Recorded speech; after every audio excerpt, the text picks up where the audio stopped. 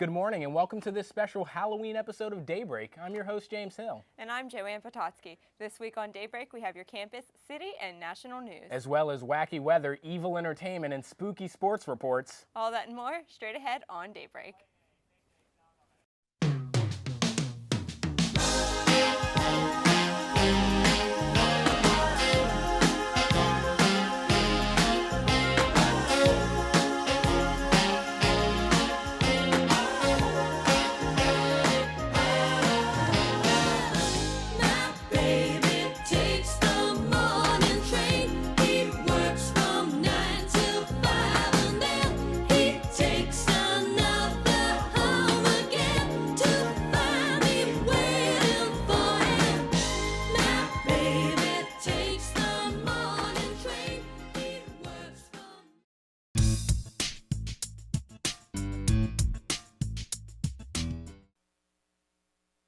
In the campus news this week, Halloween is almost here, and Point Park is ready to celebrate. Starting on Sunday, October 27th, the Campus Activities Board is hosting a Sunday night movie screening. The movie The Shining will be playing in the second floor Student Center Lounge from 7:30 p.m. to 9 p.m. According to the event's Facebook page, concessions will be available for donations, which will go to charities. And the Campus Activities Board is also hosting the Zombie Prom, a night to dismember, on Tuesday, October 29th. The Zombie Prom will be held at Whim Nightclub in Station Square from 8 p.m. until 12 a.m. The event is free to Point Park students and costs $5 to bring a guest. The campus library is holding its 10th annual Halloween costume contest on Thursday, October 31st.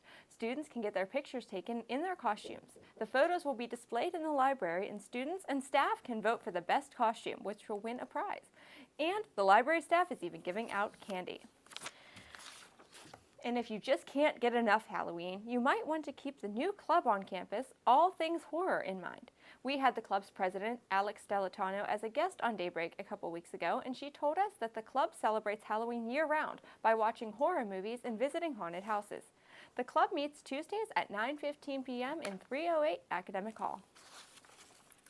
And perhaps the scariest news we have on campus this week is that registration for the spring 2014 semester begins Monday, November 4th. Graduate students and seniors with at least 90 earned credits can register on the first day.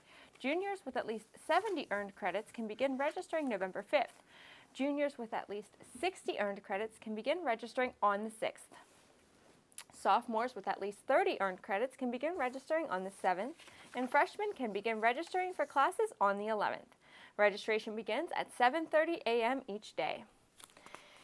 And in Point Park's sports, the basketball teams are getting ready for their upcoming season.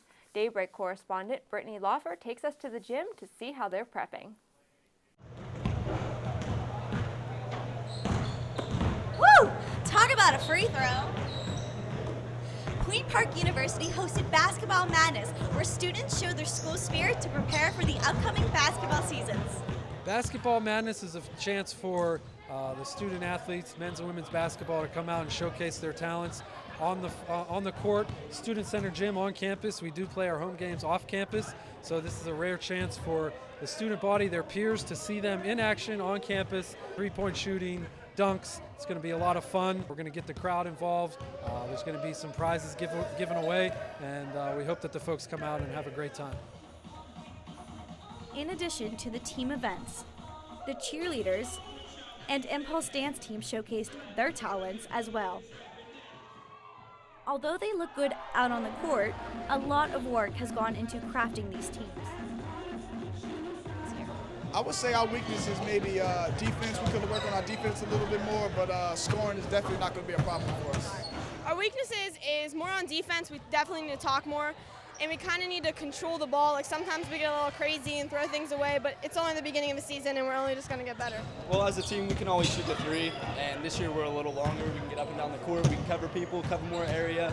Hopefully we'll be able to get up and down faster than opponents, being that we're smaller and just lighter than everyone, and also we led the nation in scoring last year, so we always have that as a thing to look forward to every season. Well, our strength of the team has been for like the past 2 years, and including this year, is we're super fast. Like, we can get up and down the court, and our defense is like unstoppable. We were ranked nationally, and I still think we have one of the most amazing defenses in our conference.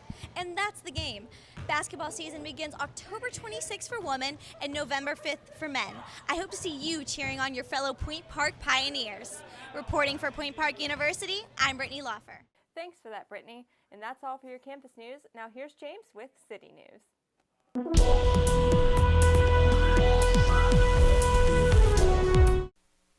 Thanks, Joanne. In City News this week, Pittsburgh City Council took the first steps in forming a 23-member public education task force that would be charged with coming up with alternatives for closing public schools. Council gave preliminary approval to a resolution that was sponsored by Councilwoman Teresa Cal-Smith. The resolution calls on the Board of Education to place a hold on the shuttering of schools for the 2013-14 school year.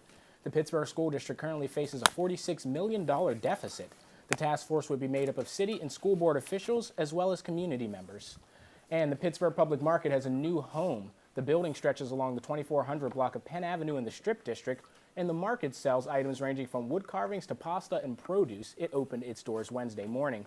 The Pittsburgh Public Market opened in 2010 and made the move from its former home in the Strip District Produce Terminal with funding help from the Urban Redevelopment Authority. While the market has a soft opening this week, a grand opening is scheduled for sometime in November. And the Pittsburgh Water and Sewer Authority has received a $5 million low-interest state loan for improvement projects. The PWSA says it will use the money to pay for government-mandated repair and upgrade work to keep the sewage from entering the city's waterways. Currently, Pittsburgh waterways are over-contaminated by sewage, according to the Environmental Protection Agency. $3 million will go into the repairs in Pittsburgh's southern neighborhoods, while $2 million will go to the Oakland area. The EPA has placed no timetable on the authority to address this problem. And Halloween celebrations are here to continue in the Pittsburgh Public School District. Board member Mark Brentley proposed the Pittsburgh schools change celebrating Halloween to a more friendly harvest celebration. Mr. Brentley said that Halloween can promote violence and harvest would help fight that. His motion, however, failed to get a second, and the Halloween continues to fill the halls of the Pittsburgh Public Schools. That's all for your city news this morning. Now back to Snow White at the couch. Thanks, James. Coming up next on Daybreak, we will have a national news report for you, and we'll have a special Halloween-themed list of tops. We'll be right back after this.